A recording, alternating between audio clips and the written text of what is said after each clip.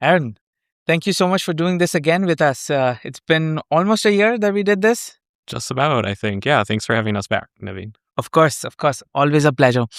And the last time we spoke, we educated people on grants, and our conversation got a lot of interest. Okay. So this time, when we are getting you, this topic has gotten even more hotter, and people wanting to know even more about it. Sure. So, would you be able to tell us just for those who are listening in, um, what's the state of grant funding looking like right now in this current scenario? Sure. Yeah. So, obviously, at the federal level, there is a lot of uncertainty. Yeah. So if you're, and this typically isn't like a small business or anything, but if you're an organization like ours who's trying to apply for federal grants, there aren't a whole lot of opportunities right now, and what opportunities there are a little shaky, right? Like we're not sure if they're going to be continue to be offered. So. Um, That's the federal level. Okay. The state level, a lot brighter, I think, on the state level. We see the WEDC, the Wisconsin Economic Development Corporation, offering a lot of opportunities for organizations in the state, for small businesses, both startups and traditional businesses, to apply for funding. So while the federal level might be a little bit less certain, the state level is maintaining a good amount of certainty for us. So that's good news, right? It's great news. Yeah. Okay. It's awesome. Wonderful. So let me ask you this from the perspective of a startup founder. Mm, If you're new and you're looking to get that little bit of a push and sure. wanting to get some like grants, what are some of the available opportunities or any resources that you can point us to? I'm sorry, I'm getting right to the point because that's one Yeah. of the things that's been there on everyone's mind, Mhm. and a lot of the ones who are tuning in Sure. have this question like, where can I get grants? Where And can I get funding? yes. Yeah, absolutely. Yeah, I mean, so here at Milwaukee Tech, we still continue to offer our 4M grants opportunity, which is connected to our 4M Incubator. So it really, I mean, it's industry agnostic. It doesn't really matter what kind of business you're looking to start. Um, but you have the opportunity to go through this 8-week incubator program, apply for, up to $10,000 of funding at the end of that. So we're really proud that we're still able to offer that, especially with, some relative uncertainty. Aside from that, though, we also have our Founders Day program. So each month we bring together founders, mentors in the community to just kind of meet each other, collaborate, learn a little bit. And that's, not necessarily funding, but it's a community, technical support. The Midwest Founders community, I'll also shout out, does a really great job of creating that community as well. Yeah. But in terms of funding, and at the state level, in terms of like funding that startup founders can directly apply for, it kind of depends what type of business you're looking to start, right? So if it's more of like a brick and mortar kind of like business, there's a lot of like small business funding, and the small business centers will connect you to that through WEDC. If it's a more tech, like scalable type of startup, there is an exciting new opportunity that Ooh, okay. we are looking at. All right.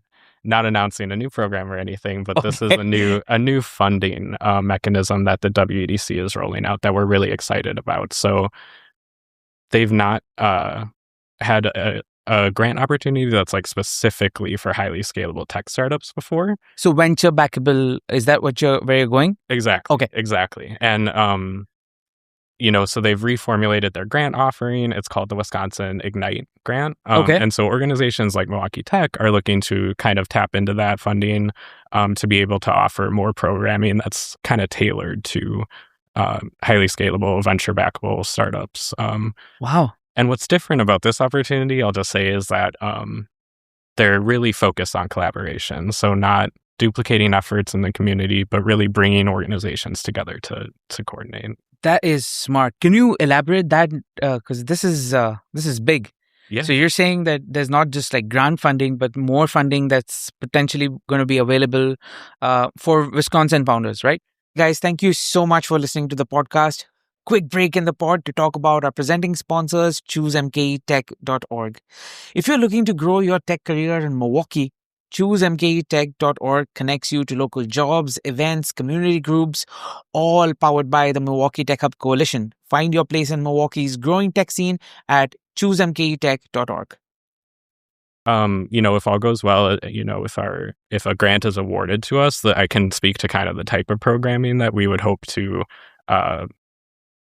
put into the marketplace, if you will, is just to expand the work that we've done with the Forum Incubator and really, I don't want to say too much because it is still in the proposal phase. You heard that first here.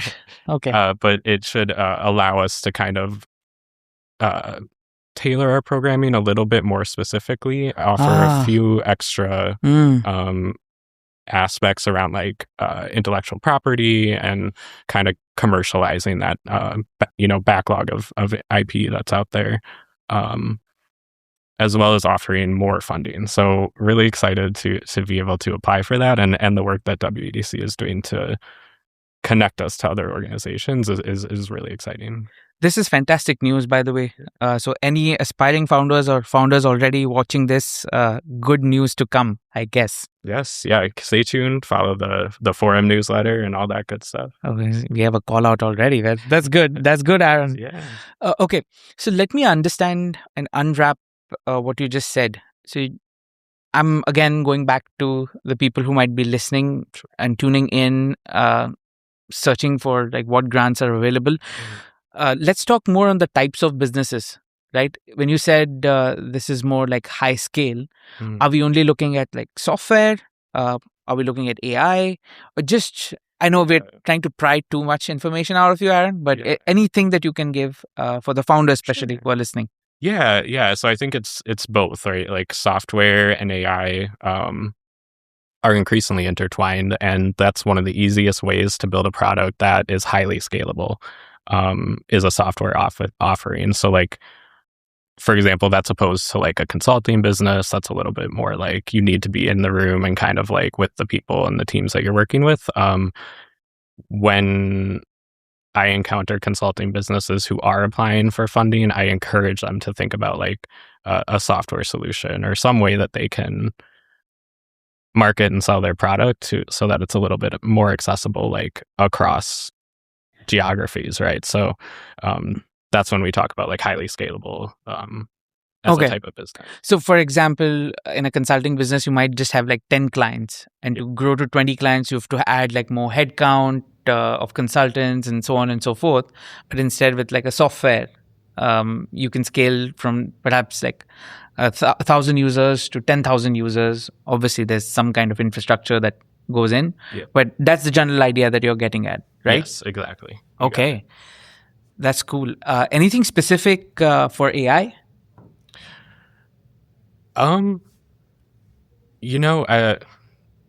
don't think like funding specific for AI that I'm aware of. I mean, I'm sure it might be out there, but as I mentioned, we've seen AI like kind of increasingly intertwined with these software solutions. So what I've seen from those pitching for 4M funding is like building AI into their software solutions. Quick example, without naming the company or anything, but there is a solution that it's like a planner. It's a way for you to kind of like put your to-do list into your phone, and they've built AI into it to kind of like optimize how you spend your day, where you're allocating your time and stuff like that. So like it's just real easy ways to kind of like differentiate your product from things that might already be out there. And I say easy, I'm sure it's not certainly easy to do AI, but it's something that you can do with a relatively small team and have like a really big impact. Amazing. I think that was a perfect plug for Requisor, and we can take this out. Anyways, coming back to like funding and grants, one of the things that every founder is always worried about is their runway. Sure.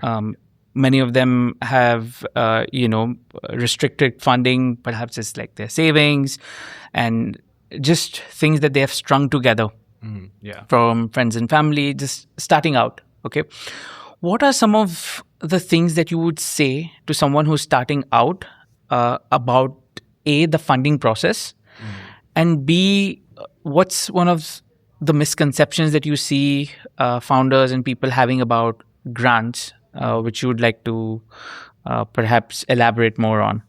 Yeah. Oh, that's a good question. Um, Hey, all, quick break in the podcast to talk about Requisor.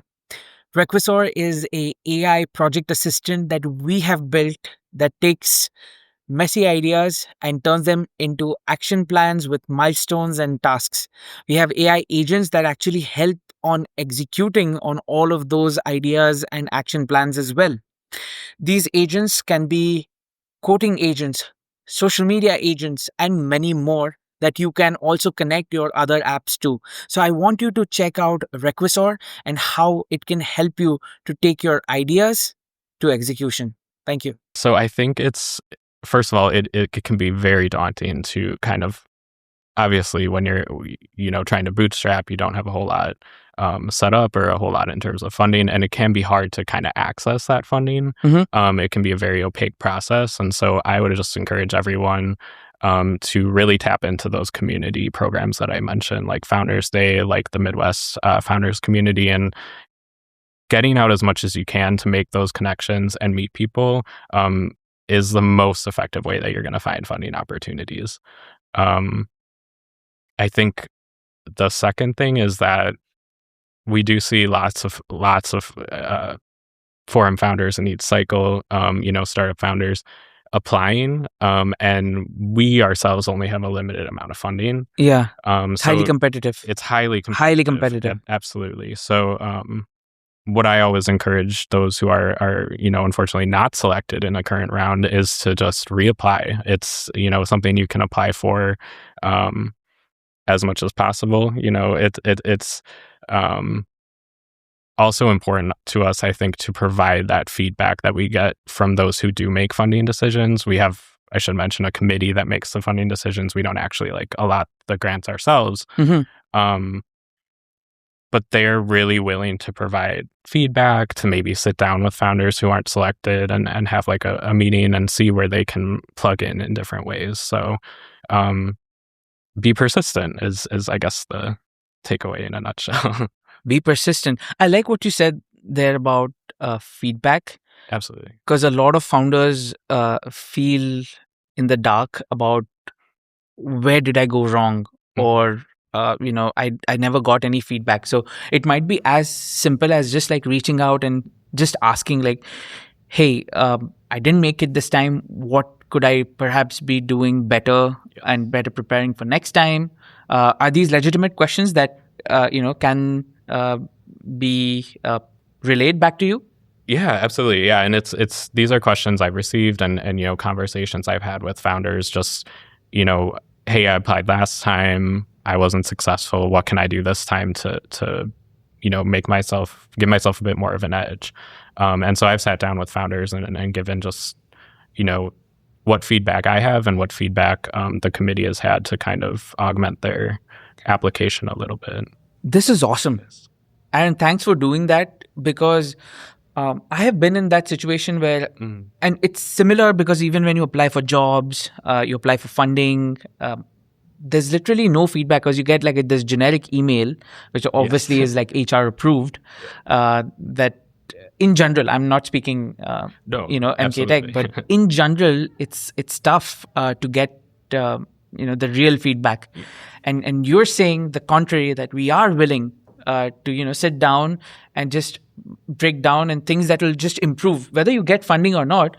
I think this is valuable to just get an opinion and something that will move the needle in your direction. Yeah, absolutely agree. I mean, and I've been, as a grant writer myself and applying for grants for Milwaukee Tech, I've been on the receiving end of oh, I'm sorry, we're not funding you this time. And some agencies at the federal level are really great about sending you this is the panel review, this is the feedback that we had on your proposal, even though we're not selecting it for funding.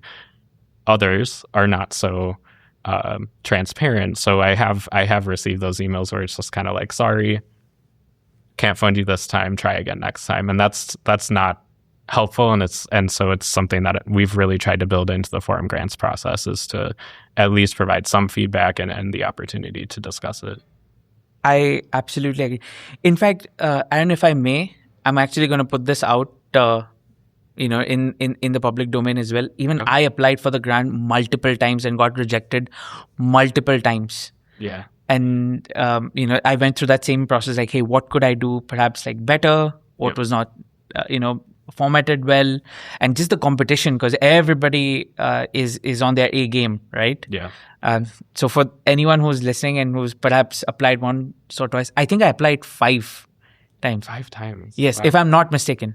You may be right. I will say we've adjusted the process a lot over the years. I know it was a few years back when you must have applied. And so me, myself, I was new to running the grants program at the time. And so over time, we've realized what do founders need? What are they asking us for? And feedback has consistently been the number one.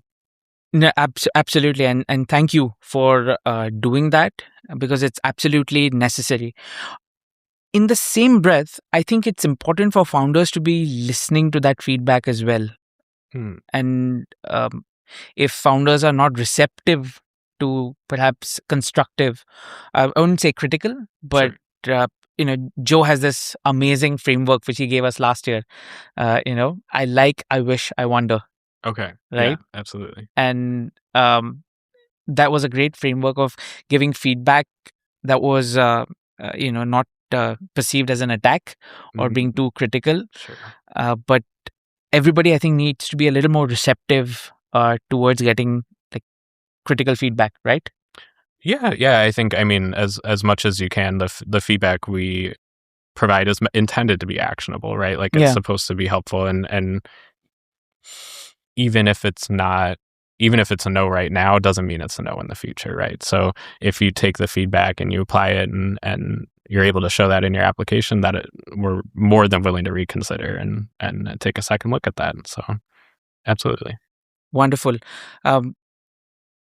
Another aspect of this, which you mentioned, I'm going to go back, Aaron, is when you are applying to these grants. Yeah. Are these grants accessible to founders, or some that they can start applying? What's some of the resources, like websites that a founder who's not had experience or doesn't have other founders or mentors around can access? And then let's unpack your how do you handle rejection also a little bit later. But first, just the resources, because that's what everybody's gonna be wanting to know. Sure. Yeah. So in terms of direct funding to small businesses, a lot of the grants we apply for are with the intention of making, when possible, that funding available to founders, right? So we need to apply for grants in order to offer our grants. Okay. That's typically how we're able to do that in the past. So a lot of the ones that we're applying for there's not a ton of overlap with what small businesses would be looking for. What I would suggest for those trying to start a small business, trying to get funding, is to go to the WEDC.org. And that's a great resource. I think the small business development centers are linked through there. And so those will be kind of the local contacts that you want to reach out to for educational programming, for financial literacy programming, and occasionally funding, right? So I'm more familiar with kind of direct opportunities for traditional small businesses. So the Main Street bounce back grants were one of those. I think they've evolved a little bit since they were being offered. But those are kind of a similar grant to what we offer through 4M but for traditional small businesses.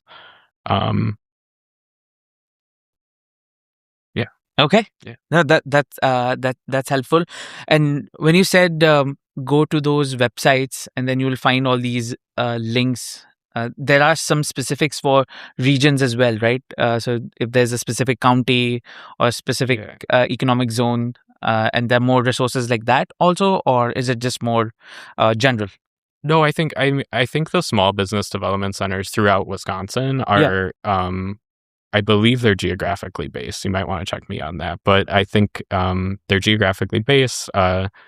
They are often hosted or like partnered with community colleges. So I think that's also a great way. Like if you're a student trying to start your business, you can probably pretty easily connect with those on campus as well. Great. Wonderful. My final question to you, Aaron, is going to be about what's the one piece of advice that you'd like to leave to our listeners? Anyone who's like looking for grant funding, looking for some kind of money to get their ideas and dreams like started, and then also just unpack a little bit about rejection. Sure. Because you can speak to it because you're kind of in the same boat as well. Yeah. I'd love for you to unpack that. Yeah, and I think it's something we have experienced a lot as a nonprofit community, right? As nonprofit workers with the federal uncertainty, we had several open grant requests that were just canceled by the administration, which, funding will always come in waves. There will always be, a dip, maybe there will be a dip and then there'll be a rise. And so it's something to keep in mind. It's a longer term thing than just kind of that immediate sort of, I didn't get the grant this time. Like it's okay. You survive and you keep working and and this kind of connects, I think, to my advice that I would offer is to just keep trying, keep networking, and keep getting the word out, because that's the only way that people will notice you and investors will notice you. And so just keep plugging away. I love that. Keep surviving, keep trying. Aaron, always a pleasure. It was a pleasure, Naveen. Talking to you. Thank you so much for unpacking this. We're going to list all the resources. Can we give the link to the 4M applications for the Incubator program? We'll list those in the podcast wherever you're listening. We encourage all of you to kind of apply, take advantage of this amazing program, and get feedback also. So I think that's going to be one thing that people take away a lot, apart from all the amazing things that you have said here, Aaron. So thank you. A pleasure, and hopefully we meet again where we talk a little more on what the new things are brewing and get more funding for all the founders. Soon. All right, thank you. Thank you, Naveen. Always.